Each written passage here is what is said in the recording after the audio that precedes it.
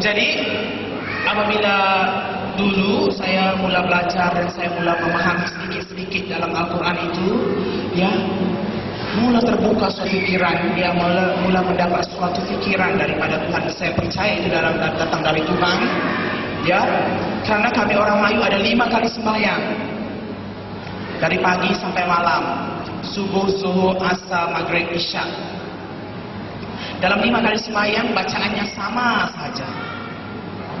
Dalam 5 kali sembahyang diambil dari buku pertama dalam Al-Quran, namanya surah Al-Fatihah.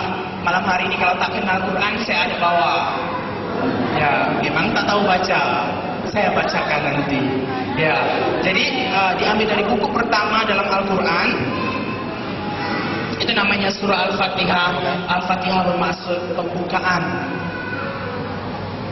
Saya bacakan sedikit pada kamu semua. Memang tak paham, paham saja. Bismillahirrahmanirrahim. Alhamdulillahi Rabbil Alamin, Ar-Rahmanir-Rahim, Maliki Yaumiddin, Iyyaka na'budu wa iyyaka nasta'in, Ihdinas siratal mustaqim. Saya berhenti dulu pada ihdinas siratal mustaqim, sambungnya nanti sampai amin. Ada lagi, tapi berhenti dulu pada ihdinas siratal mustaqim. Maksudnya, tunjukkan kami jalan yang lurus. Tunjukkan kami jalan yang lurus. Jadi terbuka di pikiran saya itu waktu membaca ihdinas siratal mustaqim. Ya, kalau Nabi Muhammad 1400 tahun yang lalu membacakan ayat yang sama, samalah keadaannya macam saya sekarang. Saya base saya di Pontianak, saya seorang missionary, di base saya di Pontianak. Saya mau datang ke Pasar Kucing. Waktu saya mau datang ke pasar, saya tak tahu jalannya. Jadi saya bertemu dengan satu orang. Saya katakan, Pak Cik, bolehkah tunjukkan saya jalan ke Pasar Kucing? Berarti saya belum tahu jalan ke Kucing. Amin. Jadi terbuka di pikiran saya apa? Kalau Nabi Muhammad 1400 tahun yang lalu membacakan tunjukkan kami jalan yang lurus, berarti dia belum tahu jalan yang lurusnya. Belum ada suatu kepastian keselamatan dalam hidupnya. Jadi kalau nabinya tak tahu jalan yang lurus, gawat kita. Begini kita, ya kan, ibarat naik pilot, naik pesawat, pilot tak tahu turun dekat mana. Pesawatnya tak tahu nak landing dekat mana. Boleh jatuh dalam laut, boleh masuk ke gunung, boleh langgar sana langgar sini. Karena pilotnya tak tahu. Jadi kalau Muhammad itu macam pilot lah orang Islam itu, ya kan? Dia sendiri tak tahu jalan lurusnya. Saya apatah lagi bertambah gawat, ya kan? Bertambah susah saya. Oh, jadi saya kata, gimana ini? Muhammad aja tak tahu jalannya, ya kan? Dia aja macam orang buta. Habislah yang lain lebih buta. Nah, kemudian tengok lagi dalam sejarah Islam. Dikatakan dalam Al-Quran, jangan kamu hampiri zina. Bila dia kata jangan hampiri zina, tahu-tahu istrinya sampai 23 orang. Kata jangan berzina, tapi kawin sampai 23 orang. Paling tua umur 40 tahun, paling muda umur 6 tahun. Kalau saya belajar psikologi, di dalam psikologi ada suatu penyakit disebut ketidakseimbangan mental. Di dalam ketidakseimbangan mental itu ada suatu bab disebut pedofilia. Berarti orang tua, orang dewasa yang bernafsu kepada budak-budak. Jadi bila tengok kriterianya itu, Muhammad itu pas. Cun. 6 dia dengan istilah itu. Wah, saya kata, gawat kalau nabinya saja tidak seimbang mentalnya. ya kan? Kawin sampai 23. Jadi bila yang begitu, kemudian ada lagi dia kata dalam Al-Quran, jangan membunuh, ya. Tetapi 1/4 semenanjung tanah Arab sejarah Islam buktikan bahawa semuanya dibunuh Muhammad.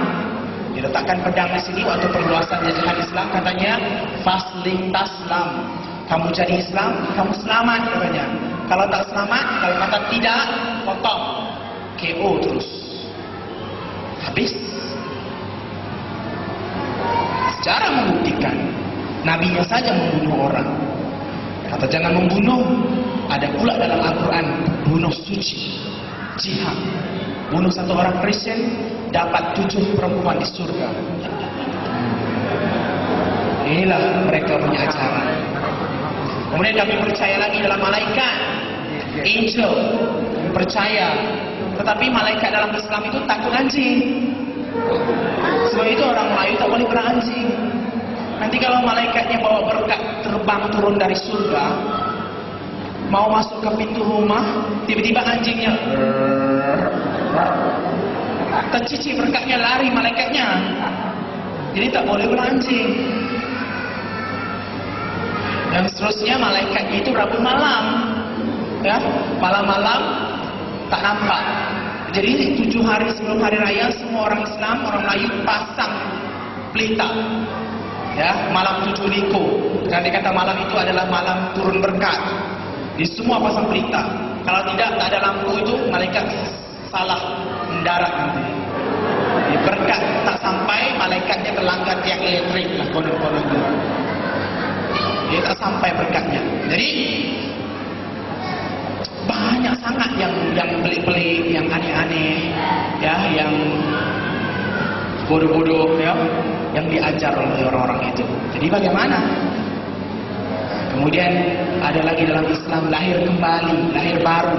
Ya, dalam Kristen ada reborn. Apabila kita percaya kepada Yesus, maka hidup kita dijadikan ciptaan yang baru, lahir kembali kita. Tetapi dalam Islam tidak ada reborn, tidak ada istilah lahir kembali itu. Jadi Muhammad melihat orang dah berdosa sampai 60 tahun, 50 tahun, 40 tahun jadi Islam, bagaimana nak ampun dosa balik? Oh, teringat dia lahir kembali. Tapi konsepnya berlain dengan konsep kita orang Kristen. Dibikinnya di Mekah, satu batu hitam diukir bentuk, maaf cakap, woman secret part, ya, alat sulit orang perempuan. Apa yang dibikin? Buat lubang, diukirlah persis gambarnya, sama gambarnya. Orangnya semua pergi masuk kepala dalam lubang itu. Waktu musim haji. Jadi bila masuk kepala, keluar dari kepala itu, keluar dari lubang batu hitam itu disebut hajar aswad. Batu itu hajar itu batu, aswad itu hitam, keluar. Dan imam pun pegang kepala, katanya kau sudah tahir, kau sudah suci, dosamu diampun. Cukup kepala. Karena dia kata setiap bayi yang lahir tak ada rambut. Jadi sebab itu orang Melayu balik Mekah semua kepalanya botak. Lepas sudahlah botak, kamu tanya lagi, apa yang kamu tengok di Mekah? Ya diam saja, tak boleh cakap. Kamu orang kafir, saya orang Islam. Padahal dia pun malu juga nak cakap, ya kan? Terlalu sensor sangat, ya. Jadi inilah semua yang diajar Islam. Ada lagi bercara melontar di Mekah. Menurut Islam di atas itu surga, di bawah itu neraka. Jadi ada tiang-tiang disebut jamrah, ya, ada 3 tiang jamrah itu digambarkan dengan setan. Maka mereka melontar batu ke tiang itu. Maka dia katakan semua batu itu akan jatuh terus ke neraka. Padahal apa yang Arab Saudi buat? Ditipu kerajaan Arab Saudi, diletak lori di bawah, ya kan? Bila batu itu dibalik, batu itu masuk dalam lori, lori penuh, lori jalan. Orang Islam pula kata apa? Semua batu kami sudah masuk ke dalam neraka, sebab itu tak bertimbun batunya. Padahal semua sudah ditipu.